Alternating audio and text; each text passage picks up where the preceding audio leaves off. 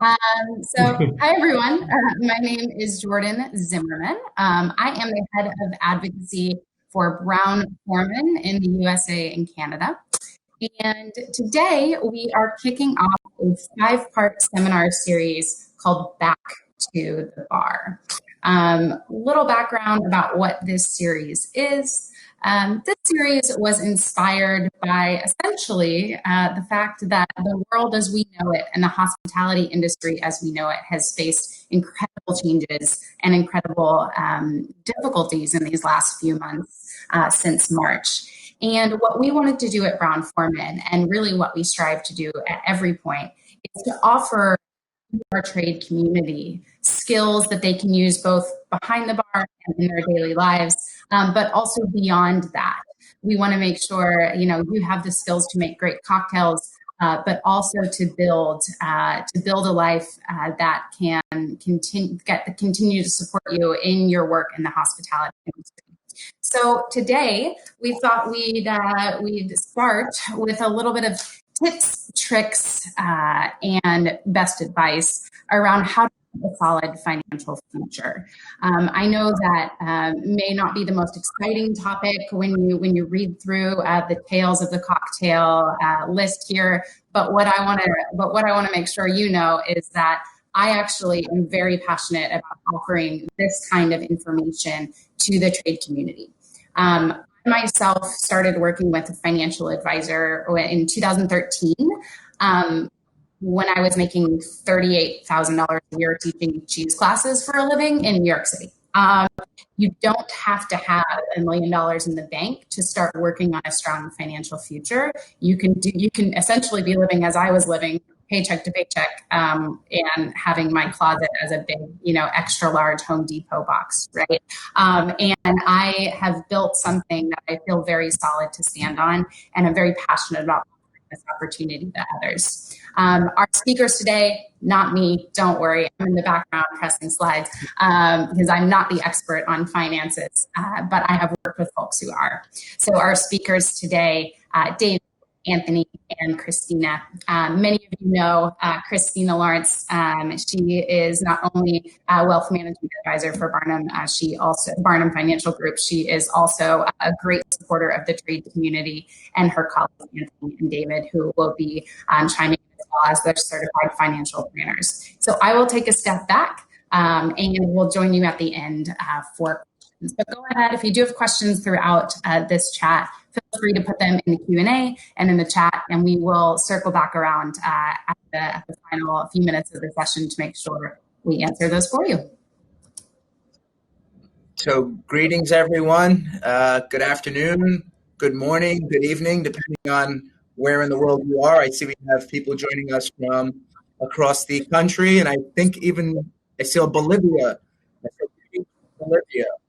So thank you for joining us today. They might have messed up. They said expert advice. So my mom typically doesn't call me an expert, but thank you, Jordan, for having us present today, guys. Today, what we're going to go through is kind of understanding, obviously everyone's been hit hard with COVID. The hospitality industry has probably had the brunt of that COVID experience. What we're looking to do today is really kind of give you some basic understanding of things you should be considering about next steps, and really kind of building down, really laying down the track work. Trains run on tracks, right? So we're looking to lay down some basic track work for us to really start and solidify the base into what things you should be considering as it's a new world that we all know it. As Jordan mentioned at the end of the conversation today, we're going to go through some questions and answers. I myself, my name again is Anthony Maiulo, certified financial planner with Barnum Financial Group. I'm joined here by Christina Lawrence. Christina is an MBA here with a financial planner as well here at Barnum. And David Jones is another certified financial planner here as well. Give me 1 second. Got it. And then we have David Jones as well. David is a certified financial planner. We're passionate about what we do. If you see us at the local bar, we're happy to have a couple of drinks and kind of discuss in more detail. But we're going to go through kind of certain changes and certain things you should be considering in today's environment in really kind of the financial world. Now, I want to start off this presentation today by we have an agenda that we want to hit, but I want to really start off today with it's an actual type of thought process that I was reading a book called Atomic Habits, and it was pretty interesting that they used an example in Atomic Habits saying that in regards to small incremental changes can make a huge impact in your day-to-day world and can have a huge impact long-term. So the one thing that always stuck in my mind from reading this book was imagine that you're flying a plane from Los Angeles to New York, okay? You're on a plane. If the pilot leaves from LAX and changes their direction on the plane at takeoff 3.5 degrees, which is only about, I think it's about 86 inches from takeoff. When that plane takes off and they're heading to New York, but they change it 86 inches or 3.5 degrees, that plane's going to wind up in Washington, D.C. So really 225 miles off target. So that shows you a small incremental change in whatever starting point you start at can have a huge impact long term. So today what we're going to discuss some points on our agenda, and that was just, I know it's a weird type of phrase, but it's something that always stuck in my mind, that saying, hey, I can start today and make some real changes. I was hoping to start today with a few Jack Daniels and Coca-Colas before we started, but in a COVID world today, we're going to start with what we have, which is basically the agenda. So common money mistakes when it comes to finances, incremental changes of adjusting the financial situation, and long-term investment tools. We really want to thank Brown-Forman, first and foremost, for allowing us to have this platform to discuss at Tales of the Cocktail. We want to thank Jordan Zimmerman for her great kind of participation in helping us get this done. And really, Tales of the Cocktail Foundation, as this week is going to be one of the most impactful seminars that I think most people can kind of join us today. With that being said, I'll have Christina kind of go in a little more detail, but I think this is a great starting point, whether you're an experienced investor, there's certain things you're out here that are going to be beneficial to you, or if it's, hey, I'm just trying to figure out where do I even start, and it's overwhelming. Believe me, whether it's your first penny into Robinhood, or if you have established accounts, or as Jordan said, $38,000 in the tri-state area in the Northeast isn't really quote unquote living the high life. So we work with all walks of life. We work with anyone from the janitor to the CEO, from the bar back to the owner. So we're really, our philosophy is we're always looking to help people and put them in a better position than where they were before they met us. And I think that's really going to be the crux of our conversation today, of just small changes you can make and things you should be considering. Hi there, everyone. This is Christina, and I'm here to talk about common money mistakes when it comes to finances, to open it up. And we all make mistakes. It's just a question of learning from your mistakes. So we're going to be focusing on properly mitigating financial setbacks and things like that when unexpected things happen to you. Managing your overall finances, which is very important, looking at the big picture. Staying on track with your goals, and also making sound financial decisions. So when it comes to managing finances, there's some types of things that can happen that can really set you back. One of them is not having a budget. So one of the most common mistakes of financial planning is not having a budget. And it's really easy to fix, because what we do is we just go in and we establish a budget that fits your lifestyle. Another aspect of managing your finances that sometimes sets people back would be the theory of always buying something new. So you might want that new car, new cell phone. But in reality, there's nothing wrong with buying new. But sometimes if you don't buy new, it might be the smarter and better option for you. Another aspect is spending more than you make. So sometimes people don't realize that they have their credit card, and it's very easy to rack up that credit card debt. And what that can do, again, is it can put you in a situation where if you have an emergency, that you would actually want to have access to that credit card, and you might be spending more on your credit interest rates that they're charging you. And the last, go ahead, Anthony. Sorry, to Christina's point right there, and I think it's good to kind of go in a little more detail with not having a budget, right?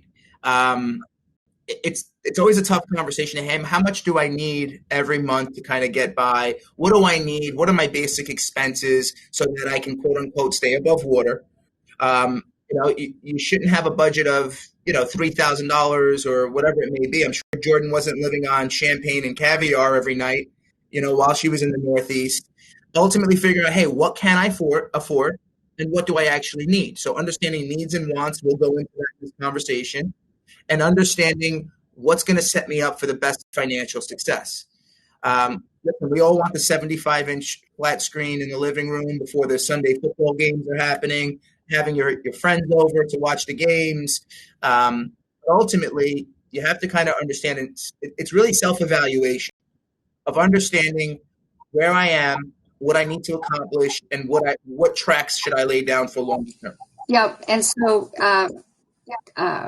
segueing to that is not planning for irregular expenses. So you might have a car payment or paying your rent, but you might have a car repair that comes up, and that can take you for a loop. So why don't you talk, Anthony, about a couple of irregular expenses that you've come across? I mean, I had one, a couple weeks ago. I have a French bulldog. Love the guy to death, but he's like a money pit. I came home the other day. My wife says he's not looking too well. He's got something going on with his eye. I know every time I bring him to the vet, it's going to $500 bill before I even walk in the door, right? Things happen. There's bumper stickers that say things happen with a 4-letter word in front of it. But ultimately, things always do pop up, guys. It's never smooth sailing across the board. You have to prepare for that long term. You could have the vehicle that you're driving, the transmission needs to get changed, or, let's just say just a doctor bill, a veterinary bill. There's always certain things that will pop up. And the best way to do it is, again, budgeting, understanding what you need every month, and then going into, hey, if you know what happens, how am I preparing for that longer term?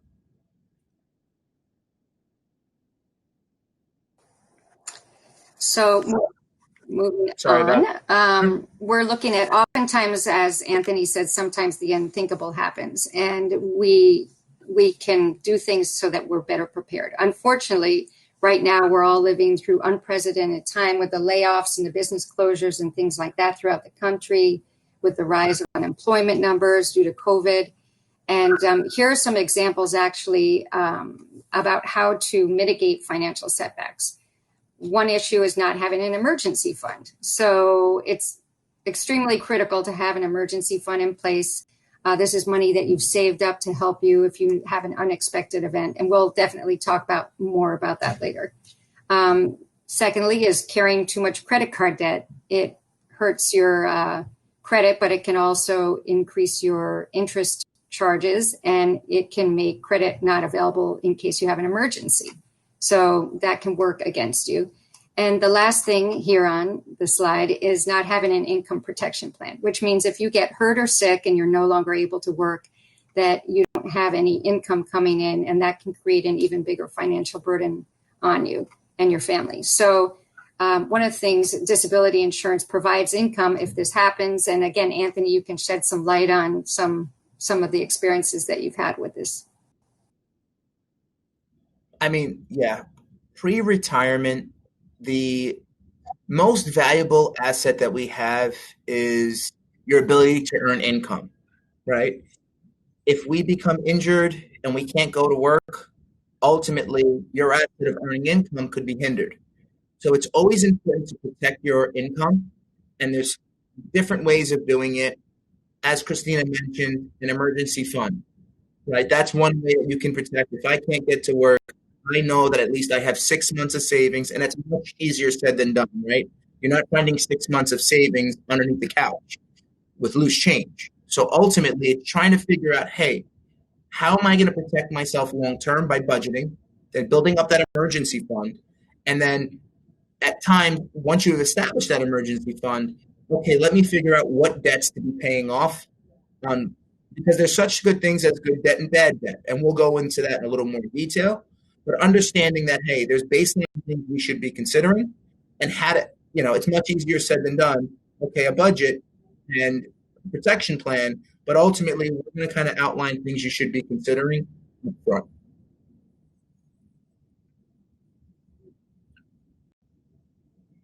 This would be not having finance, staying on track. So certain things that we want to discuss today is how are we going to stay on track to actually lay down the groundwork of a solid financial planning base.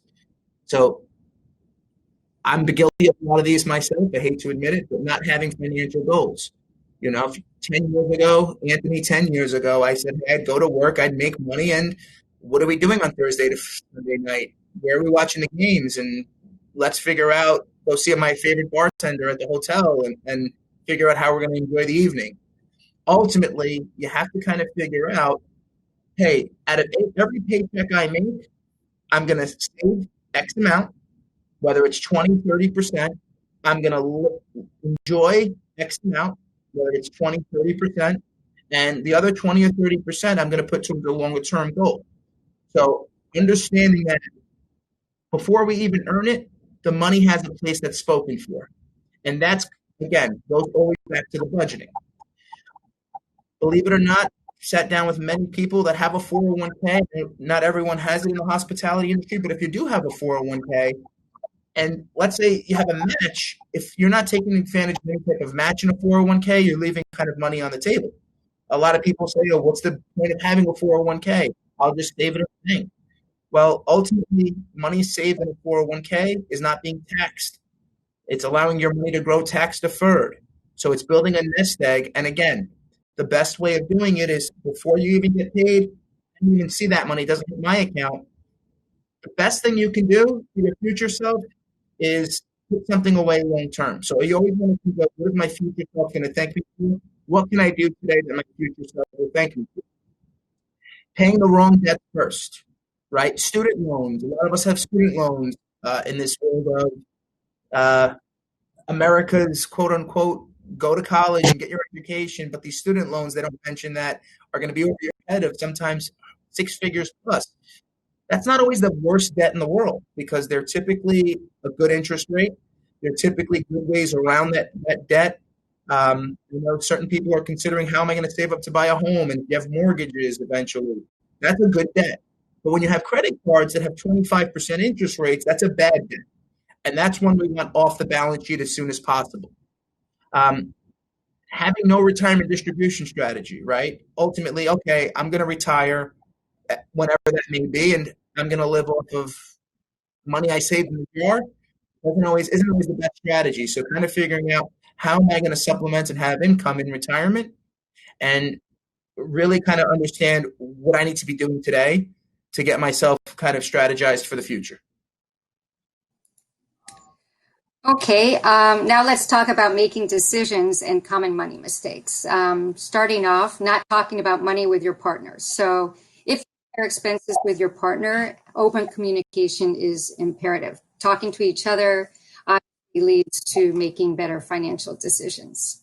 In addition to talking with your partner about finances, it's also important to find financial professionals and advocates for advice. Professionals can provide information, education, and oftentimes an unbiased opinion about the finances because they're detached from the personal emotion and the everyday life that you're living with your partner.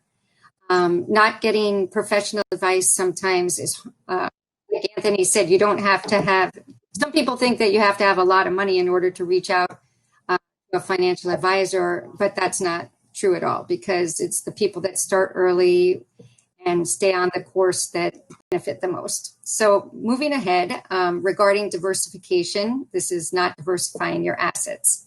We all know the phrase, don't put all your eggs in one basket. And so different investments obviously react to market fluctuations differently. And although diversifying won't assure a profit nor protect against a loss during a decline in the market, diversification can potentially help you lower your overall investment risk. Do you want to add some color to that now, Anthony, or a little bit later? We'll kind of go into it. I know I'm going to let David kind of take over. He's a lot better looking and well-spoken than I am. So I'll have David kind of take over on the next few slides, and he'll kind of go into a little And more then detail. lastly, everyone should have a will or an estate plan. So a will is actually the simplest form of an estate plan. It's a legal document in which a person expresses their wishes regarding beneficiaries and disposition of their property. Estate planning can be complex, and great care should be taken when you're approaching your estate planning. You should be including legal and tax counsel and making sure that those people can meet your needs. So, as Anthony said, I'm going to hand it over now to Dave, and they're going to be able to walk you through some of the other keys to success and proper planning. But remember, as I said at the beginning, money mistakes happen, but you can always learn from your mistakes and move on from there. So thanks. Thank you, Christina, and thank you, Anthony, and thank you for everyone for joining here today. It's our honor to be presenting for you guys today. I'm going to dive into just some incremental changes to adjust your financial situation now that you can plan for, which, like Anthony said at the beginning, we want to take this bite-sized pieces, makes planning for finances and obtaining those goals more achievable. So for the next few slides, if Jordan, you can go to the next one for us. We're going to first and foremost focus on, we have to figure out where our money is going.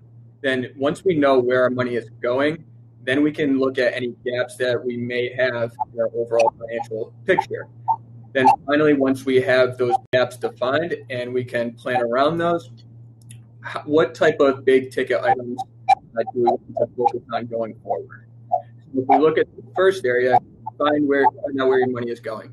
So we've mentioned this quite a few times so far already, but creating a budget is vital to everything going forward. It's not the most exciting thing to sit down and crunch your monthly expenses, but I would say as a first step, just start by taking it 1 month at a time and tracking your expenses. Because the real issue here is that you need to have a very clear understanding of where your money is going, so then you can direct your money to where you need it to go.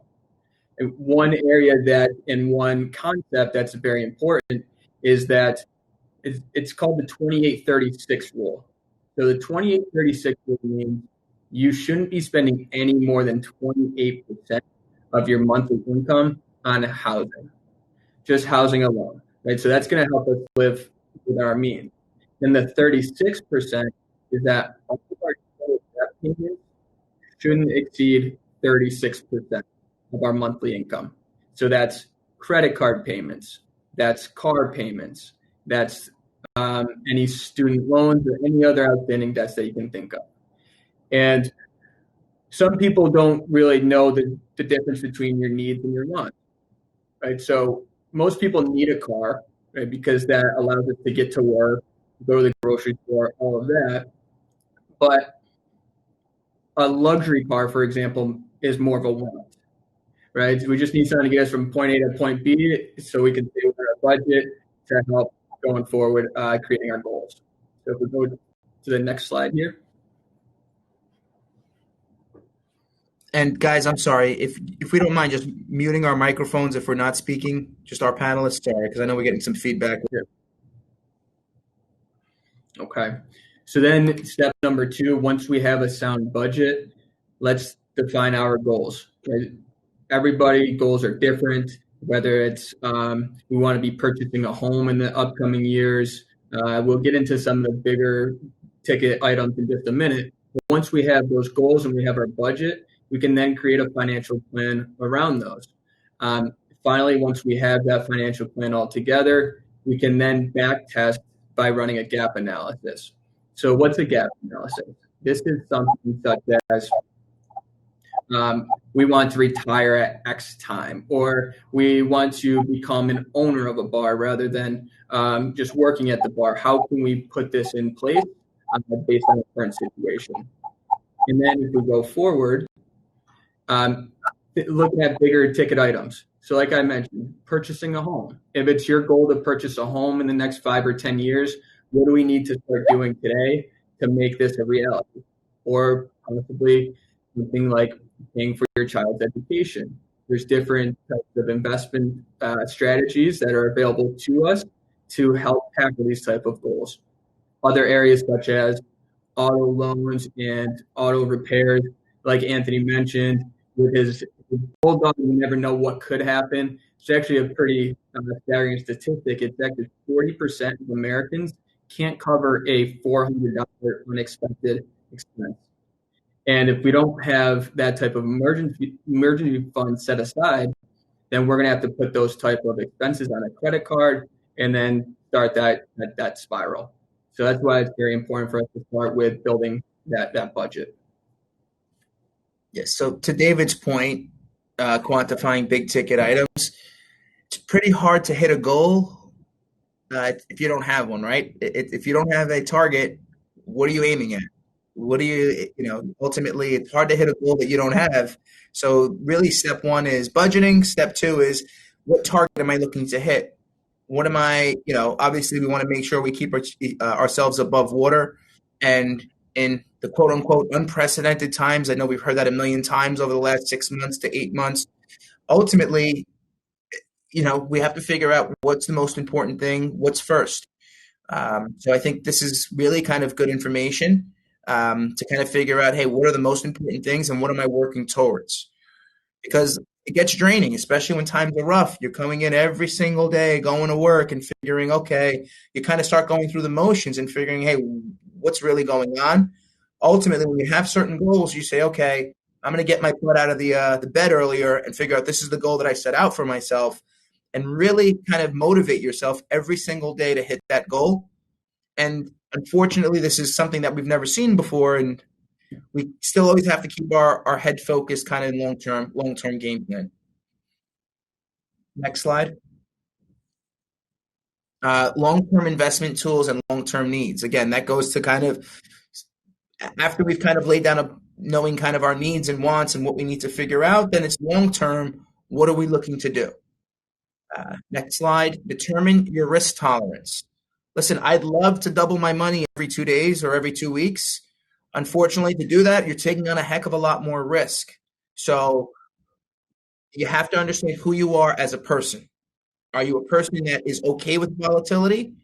Or are you a person that is able to take on volatility, right? Because everyone's financial decisions are based upon not only your risk tolerance, but understand what your type of risk you're able to take. If you don't have a nest egg and you don't have a safety net, but you're out buying biotechnology companies and Robinhood, I don't really know if you should be taking that type of risk on. If you have a goal of, I want to buy my first apartment or buy my first condo in 5 or 6 years, well, that money shouldn't be ultra aggressive. If you have money for retirement and you're in your 30s or 40s, well, that money should be aggressive, because we know we're not touching that money for 20, 25 years. So determine your risk tolerance. Believe me, everyone loves to make money and loves to have the best returns, but figure out who you are as an investor and as a person, not just an investor in stocks, but as a person, what my goals are and what's the best risk I should be taking in each. Rebalancing your portfolio, not only your portfolio, but rebalance your goals. And I would say this is annually, maybe even every 6 months. Understand where am I in regards to the goals I set out for myself. And listen, one of the goals can be as simple as, let me stick to a budget, right? So every month, every 2-3 months, you check about what you spent, where you are and what you saved, and even something as simple as rebalancing your budget every single month and understanding where you are until you get to a point of a happy place. In other words, I know what it is now. I'm comfortable at this level, because ultimately, if you have a budget that you just can't stick to, that I'm going to eat ramen noodles and hot dogs every night, and I'm going to save every other penny, how realistic is that? How realistic is that, okay, I'm only going to spend X amount of dollars and I'm never going to go out and never going to have another meal out again when you went out 6-7 days a week normally? How realistic is it that, okay, I want to buy Jordan, I heard, was looking at penthouses on Park Avenue in Manhattan at $38,000 a year. I don't know how realistic that is. So ultimately, rebalance who you are as an investor, rebalance on your goals, and not just your portfolio, but rebalance your budget. Understand what you need to hit. And I think that's very important in kind of really kind of self-reflection, looking in the mirror, quote unquote, and figuring out who you are and what you need to determine. Yeah, and along those same lines, guys, so Anthony just talked a lot about investing for longer term, rebalancing, and how you invest is based on how you see yourself from a risk tolerance standpoint. Now, with all the options that we have around investing, it's important to consider where we're investing or where we're saving for the future. And if we really boil that down, there's 3 different buckets that we can save to. This is what we call our tax control triangle. So if we look at first and foremost the bottom left, the taxable bucket, this is the most familiar for everybody. This is your checking account. This is your savings account at the bank. This is maybe something like a brokerage account like the Robinhood platform or something along those lines that Anthony had mentioned, or just CDs, right? Bank investments. The idea here with that taxable bucket is that when we get paid, we pay taxes out of our paycheck, so we're taxed once, and then we put that money into our savings account, earning a small amount of interest nowadays. And each year for our savings account, we then will, at tax time, get what's called a 1099 tax form, which means that we then have to pay taxes on any gains that we receive inside of that account. So we're taxed twice. If we move to the right, we have the tax deferred bucket. The tax deferred bucket is things like the 401k, the traditional IRA, where you put in money, you're taxed afterwards when you take the money out. So it goes in tax-free or tax-deferred, grows tax-deferred, and then you're taxed on the way out with distribution. Finally, the one bucket that most people don't realize or are aware of is what's called the tax-favored bucket. So this is where we're taxed on the way in, but then all of our money grows tax-free for us. We can take our money tax-free in the future. So this is important because if we think about what just happened this year, with all the debt that the government took on, right, usually somebody's going to have to pay that back. Usually that means that we will have increased tax rates. So if there's increased tax rates, we want the ability to pull from different taxable buckets in the future. I'm not sure if it's my audio, guys. Can you guys hear me okay? Or Anthony, do you want to take over? I apologize. Yeah, I mean, we're getting a lot of feedback. I'm not sure if you guys are getting it on me as well. Sorry if you are. Yeah, I'm not sure if it's just me. If it's me, Anthony, you can take over. It's always you, David.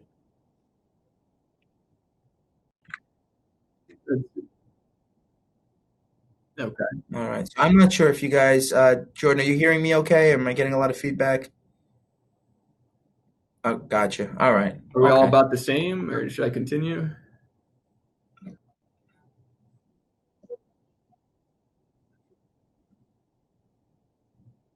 I do. Let me give that a shot.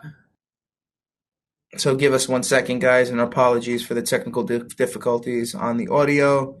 David's going to just try to plug in possibly with headphones. But going back to this slide, looking at different tax buckets, so knowing where taxable accounts are, what tax deferred accounts are, just kind of understanding the difference between each one and really understanding kind of there's no right or wrong answer of which bucket you want to be in, but really you want to be in each bucket. So it's not one or the other. You want to start building up savings in each, tax favored, taxable, and tax deferred. If we go to the next slide, taking advantage of compound interest. The eighth wonder of the world is compound interest. Albert Einstein said it, I'm pretty sure. Really you have to understand is if you earn 10% on money and you have that money grow another 10%, well, you're not just going to be up 20% next year. You'll be up like 122 or 123 because ultimately the money that's already earned, the profits that you made off that one interest is going to be, again, working towards it. So interest paid on the principal is then added onto the original principal. Now, the new interest is calculated on the original principal and added onto the interest that you already made. So what happens is, quote unquote, tax deferred or money that is growing with compounding, you're not just going to make 5% a year, if you're making 5% a year, it's actually going to wind up being you're making 6 or 7 over time, because the money that's made money, if you start out with $100 and you make 10%, and then you make 10% the next year, ultimately that $110 is making 10%. So it's not just $100 that's making 10% again. So compounding, again, it's bigger than Sasquatch or Bigfoot. It's one of the biggest things you can look at is staying invested long term and having compound interest really work in your favor. I know, David, now that you're back in the audio world where you're not giving us all feedback, maybe you want to go into the idea of when you get invested rather than your time invested in the market rather than quote unquote timing the market. Yeah, absolutely. I hope this is better for everybody. Sorry about that. Okay, perfect. So I was waiting to the end of the presentation so you guys could hear me. But no, to Anthony's point, exactly. It's not about timing the market, because no one is going to know exactly when to start getting invested, but it's rather the time that you have in the market. There's one example that says if we want to be a millionaire by the time we're 65, and we get a 7% rate of return on our money each year, which is very reasonable. It says if you're 25 years old, in order to achieve that goal, you need to save about $380 a month. I reiterate that one more time, Dave. Start that one more time, because that's pretty. Yep. So let's say at age 65, we want to be a millionaire, right? We want to have $1 million in our retirement savings to live off of throughout retirement. Now, let's assume that every single year we get 7% rate of return on our money, which is very reasonable. Now, if we want to achieve that goal and we start saving when we're 25 years old, we need to save $381 per month. If we do $381 every single month till we're 65, we'll have $1 million in our account. If we just wait 10 years to start this goal, that monthly savings increases up to $820 per month. So more than double what we'd have to save to hit the same goal. Let's say we push it out another 10 years and start this saving strategy when we're 45 years old. It would then increase that monthly contribution to $1,920. So you see that power of the compounding interest, that your money is just going to work for you over your working career. So it's very important to start early. To that point, guys, this goes back to the airplane, right? Why is this guy talking about airplanes? We thought we were talking about financial literacy today. It's that 3.5 degrees or that 86 or that 86 inches makes a huge difference today. And again, budgeting, it all starts with budgeting and to figure out what we can save. But that incremental change long term with compounding and with doing the right things can really give yourself some stability for long term. And even today, it gives you some stability. You feel a lot more comfortable when you have a plan, right? Getting up every day and just going to work and I'm just trying to earn my income. Yes, most of us are in hard times now, but ultimately having a plan gives us the best recipe for success. And also, I think we feel better about having some type of plan and some organization. Trains run on tracks. Let's lay down the track work that we need to have us kind of really getting stability for longer term. The next slide, again, just talks about the eighth wonder of the world, which is compounding interest is growing principle. The sooner you get started, the better it is. Ultimately, this is probably the most important slide. I'm sorry, Jordan, you're good. Next slide. This is probably the most important slide we will ever review. We review this with all of our clients, and we always want everyone of our clients, any prospect that we speak to, even if we're having a conversation at the bar, I'll literally put it on a napkin and ask you for a pen and show you exactly what this means. But this is probably the most important slide that we can ever share with someone. It's more important than being diversified. It's more important than which stocks you're buying and which investments you're buying. You want to start thinking about your money in 3 separate buckets, okay? The short-term bucket here is cash in the bank, conservative money. This is the emergency money, the trying to build up the French bulldog that starts sneezing in the corner or the car that's not starting. This is money that, hey, if we have an emergency bucket, this is where it's coming from. The middle bucket says, okay, well, I have my emergency set aside. I've finally budgeted enough, did the hard work, and I've actually built up a little bit of a safety net that if things go sour, I have something in the bank. Then you say, okay, well, I know I'm not getting money in the bank today, right? Interest rates are at all-time lows. You're lucky if you can find 0.5% in savings accounts, if that. So you want to put some money that's going to give you a rate of return so we can enter the world of compounding interest. Where in that middle bucket, we can't be too conservative because we know we need money to grow, right? Inflation is the idea that cost of goods get more expensive as time goes on. A box of cornflakes, I remember when I was a kid, was $2. My brother used to send me to the store to buy him a pack of Parliaments. It was $2.25. You're lucky if you could buy a pack of cigarettes in New York less than $13, I think, today.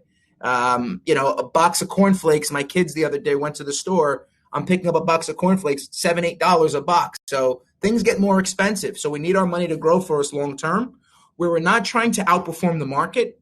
We're just trying to beat the bank. So here in this middle bucket, you want to say, okay, I'm going to be moderate in risk. Maybe I'm a 60-40 stocks to bond ratio where I'm only looking to make maybe 4 or 5 or 6%, that I know I need the money to keep pace with inflation, and that I know I'm going to have it grow for kind of living off of in retirement first, but at least I'm building some money that's doing better than the bank longer term. And when we look at long term, this is money that I know I'm not touching over the next 4, 5, 6 years, that I'm willing to take more risk. I might be 100% stocks here, that I'm willing to take on risk, that this is money that I need when I'm in my 60s, 70s, that I need to live off of. This is money that needs to be long-term invested, knowing that the market goes up and down. Unfortunately, there's always going to be a dot-com bubble. There's always going to be another type of situation, whether it's just market declines. The market is cyclical, but we know that we need to stay invested long-term for monies down the road. And with the long-term investments, you always want to be a little bit more, quote-unquote, aggressive to a certain extent that you know needs to grow for you. And this is really kind of our philosophy with everyone that we work with. And it really is a philosophy that works. And really, you're replenishing each bucket with a wash and rinse cycle that you're going through every few years and saying, okay, let me check my landscape and see where I'm at and what changes I need to make, if any. Next slide is certain documents that you just need to consider.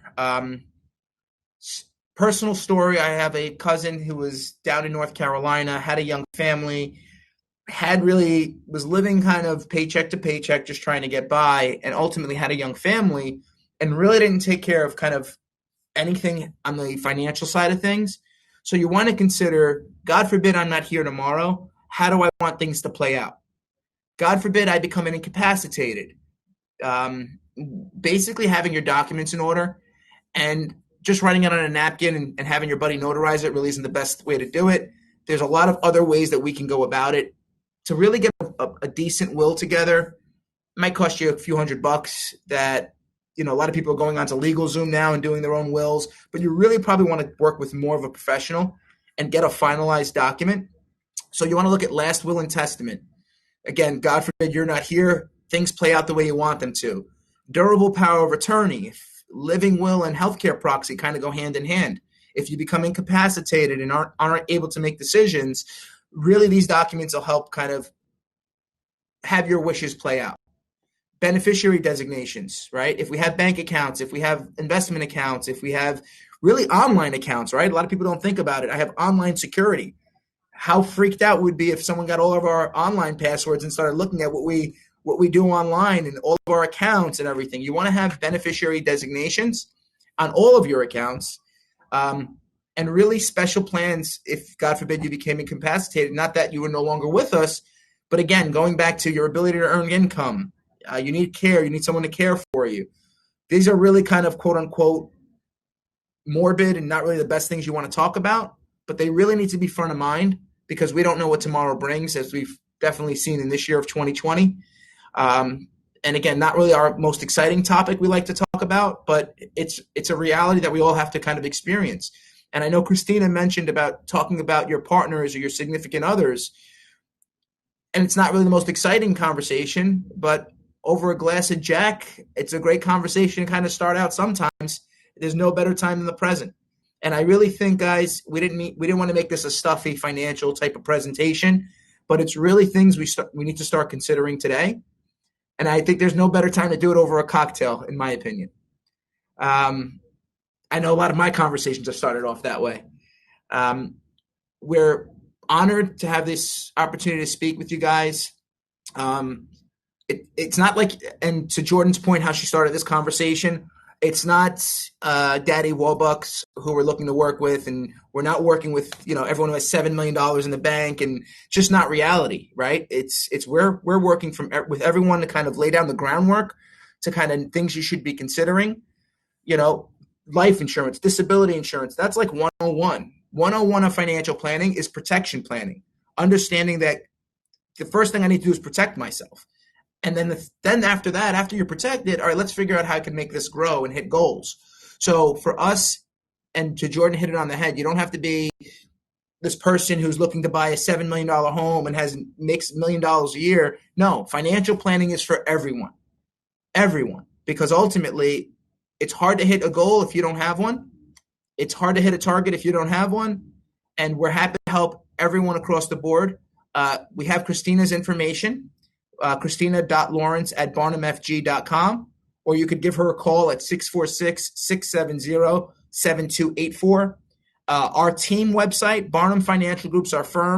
We have the largest team here at Barnum. Our website is skgbarnum.com. Get in touch with us if you have any specific questions to your own specific kind of tailored situation. We're happy to kind of discuss it. If anyone wants to ask any questions today, more of in a group format, we're happy to go through any questions.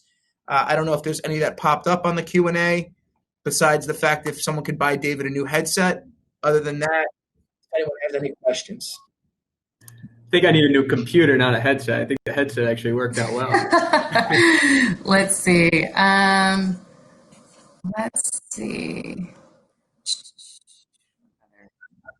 Sorry about technical difficulties. Jordan, I have a question for Anthony. So the minimum that you can start a Roth IRA is like $50, and the max you can put in is $6,000. So can you talk specifically to what a Roth IRA is? So going back to David, had spoke on the presentation about different buckets of money. So when you're talking 401ks and IRAs, that's money that you're putting aside and you're saving that you're not taxed on today. But when you pull that money out to live off of, you're getting taxed as an ordinary income. So really all the money you're taking out is being taxed. Unfortunately, Uncle Sam always wants their cut. They always want their taxes one way or the other. With a Roth IRA, the difference is that money that is after-tax dollars that you're investing. That money is completely tax-free. So in other words, after you've been taxed up front, the money will grow tax-free on the principal and on the interest. Again, compounding interest, eighth wonder of the world. That money will grow, and all the money that's distributed in retirement is completely tax-free to you. So we always tell people, hey, would you rather have $100,000 that you're taxed on at your ordinary income, or would you rather have $100,000 that's completely tax-free in the future? Which one is worth more, right? Well, Roth IRA, if we're not huge high income earners, it's a great option to kind of getting your feet wet, and the first thing you should be considering on investing. I love that. And I would ask a question too, because I think, some folks here have direct deposit into their accounts, but a lot of folks here deal in a lot of cash, right? So they're taking cash home. And so it's thinking about it a little differently, because I've been lucky enough to be salaried for most of my time in the hospitality industry. So I can automatically set up okay, every time I get paid, just take some money out so I don't see it, so that's a lot easier. But when you're handling cash, I feel sometimes it's almost like not always burning a hole in your pocket, but sometimes the automatic, savings and automatic payments to things like IRAs feel a little bit out of reach. I don't know if you have any comments on, dealing with cash, or any tips and tricks you would give folks who deal mostly in cash. Absolutely. So it wasn't cash, but funny story about me. When I used to get paid, I started out kind of being a Wall Street broker, and they would pay us. We were 1099 employees. They'd give us a check. we'd get a check every single month, and we figured, okay, I didn't realize Uncle Sam had to get his cut, right? We were 1099 employees, so I had to pay taxes on it, and everything I got, hey, let's go to the bar and let's kind of have a great time. Listen, it's part of the lifestyle. You guys are in hospitality. Hey, let's go out after work. Let's get a couple of shots here. I think it goes back to really budgeting, right? So it's all about, hey, let me set up a bank account. It sounds so basic, but listen, a lot of people that I've known in the hospitality industry don't even have bank accounts. Like Jordan saying, everything is cash. Step one is setting up a bank account, right? Number one. Number two is understanding what your budget is. So if you know you're spending X amount, knowing what your budget is, when you get home and you're counting your tips at night, you have to say, okay, you have to decide what that is. 10%, 20%, 30% is going into that bank account. It's about self-discipline. And then understanding, okay, now that it's in the bank account, that money has to start going to IRA, or that money has to start going to investments. To Jordan's point, when you're getting paid a paycheck at a corporation, just take it from me before I spend it, right? That's the reality. Unfortunately, we have to kind of dig down a little more inside and say, okay, I know I don't have that. I know I'm in hospitality. I know I don't have the check that gets garnished for 401k or for that. So we have to take that extra step and saying, hey, I owe it to myself. I owe it to my future self to know that I have to get this done. If I make $200, $40 is going into savings. I'm putting that to the bank account. I'm moving it to Roth. So that's really the basic steps you need to take. Unfortunately, it's an extra step, but it's a step that's going to be, again, to David's point of compounding interest, is really how you want to save the money long term. That makes a lot of sense. I think too, it's like you said, it's about understanding yourself. So if you're someone who, if you have cash, you're going to spend it, right? It's opening that bank account. Is it every time you get tips? Is it you go every day? I go every Tuesday at 4 p.m. and deposit, or is it 2 times a week? Like, how often do you have to do that in order to manage it for yourself? I think was a question I had to ask, like what actually works for me, and actually what works better for me is like setting up all my automatic payments the day after I get paid or the day I get paid, so that like I literally just don't have any, like I don't have it to spend, and that's of course after a long years of budgeting, but I think that was always really helpful. And I would say compounding interest has changed my life. And I started working with a financial advisor in 2013, and I am closing on a house. My head is exploding. I'm closing on a house next week, actually. And there's no way I would have been able to do that by just what I make. There's no way I would have been able to do that without professional financial advice. And there's no way I would have been able to take my dream job with Brown-Forman, and move entirely across the country and change my entire life and spend a lot of money doing that. Without the sort of support of financial professionals and, putting some of these things into practice. So really, the other thing I want to say to everyone here is, again, you don't have to be rich to start, working with a financial planner. You also don't have to worry about anyone making you feel bad. If a financial planner makes you feel bad about past mistakes, they're not the right financial planner for you. It's like a therapist, like sometimes you gotta go through a couple in order to see what the fit is. I got really lucky, but no one's here to tell you, oh, well, you should have really done that 10 years ago. No, we start today and we move forward. So I think sometimes, there's a stigma with what I should have done. And, you can leave that be, because honestly, right now in the world, a lot of people did what they should have done and the rug was still ripped out from under them. So hopefully you found some of this really helpful. I know we only have about 5 minutes left. I don't see any additional questions in the chat, but what I would like to say is I know that Tails is recording this for us and is going to put it into the on-demand sessions so that we can reference this later. Feel free to share it with friends. There are a few. Okay. Yeah, we just saw a few questions that pop up. So one of them is, I guess we have a couple more minutes. So how do you hire a financial planner? Is it expensive? David, I'll have you take this one away now that your audio is working. Yeah, I mean, it really depends. And because there's many different ways that you could work with a financial planner. One way is you just need to cover a couple needs, like want to make sure that we're protecting our ability to earn income. So if it's something like insurance, there's really no cost to that whatsoever. There's no out-of-pocket cost. If it's, hey, well, really want to set up a strategy to start saving for the potential home purchase like Jordan, and maybe I have a young one that we want to fund their education for, and we really want to do a deeper dive, then usually there's a flat fee to build out that plan. Is it expensive? I mean, that's different for everybody, but for our type of services, our clients usually say it's well worth the dollar spent, because the value that you're providing them, they usually end up saving money somewhere else or making more money to really cover that cost. Hope that answered your question. And I think importantly there, financial planners will be upfront about what the costs are, or they're not there to hide and build it in. So just as long as you can raise your hand and ask the question of what the costs are, then. And to that point, guys, it's intimidating, right? If you never really started anything, I remember when I first started, I was like kind of embarrassed. I didn't know where to start, what it would cost. Any financial planner should never be charging you up front just to have a quick conversation to understand each other. So any quality financial planner will lay everything out very clearly, very defined on what my role is, what your role is going to be, and how we're going to operate with any fees.